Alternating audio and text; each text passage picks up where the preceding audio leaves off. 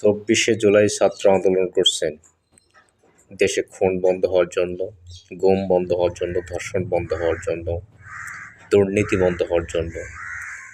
আজকে প্রত্যেকটা সেক্টরে দুর্নীতি হইতেছে। আজকে মানুষ খুনের শিকার হইতেছে, ধর্ষণের শিকার হইতেছে। তাহলে আপনারা কী জন্য গেছেন ওখানে? মশা মারার জন্য, পেঁয়াজের দাম বাড়ানোর জন্য, আলুর দাম কমানোর জন্য, এগুলোর জন্য গেছেন আপনারা? তাহলে তো সাধারণ মানুষ বলবে যে হাসিনাই ভালো ছিল। দেশে মিনিট কিনতে গেলে, এমবি কিনতে গেলে সেখানে মেয়াদ থাকে কেন? আপনারা তো যখন ক্ষমতায় ছিলেন না তখন তো খুব বলছেন যে এগুলির মেয়াদ থাকবে কেন, আমার টাকায় কিনে মেয়াদ থাকবে কেন, এগুলি বন্ধ করবেন। এগুলি কি বন্ধ করছেন?